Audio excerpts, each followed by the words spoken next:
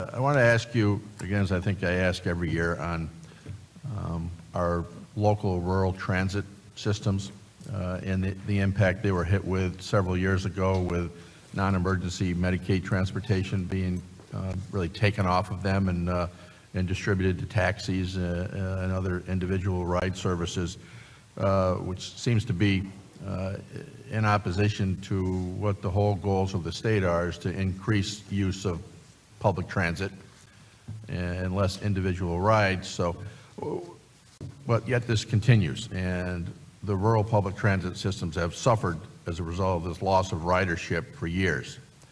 And we've had a Band-Aid approach where we try to give them some money every year. It's never enough.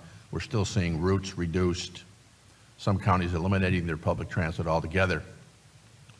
What's your position on our rural public transit?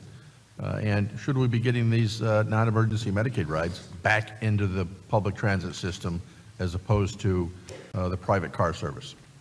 So I'll address the first issue with regard to the Medicaid reimbursement process. I think, you know, it's been a struggle for the transit systems, and one of the ways that we were trying to alleviate that is work directly with the Department of Health and look at how we can flex these federal dollars in ways that meet the demand from the customers that they're trying to service.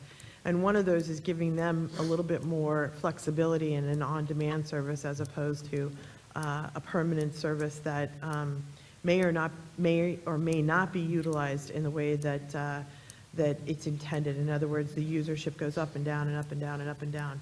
But the question is how can we create some of those innovative ways of addressing public transit, particularly in rural areas? And that's what I think the intent is behind, I know the intent is behind the executive's proposal for this innovative mobility fund, to look at how do we work with rural communities to address the public transit issues. It's a good way to start. We've got opportunity for the 7 systems upstate, as well as some of the more rural communities. The other thing is, last year the legislature passed a rural transit working group, and we would love to get going on that and start to explore some of different ways that we can make we can look at what the opportunities are for rural transit.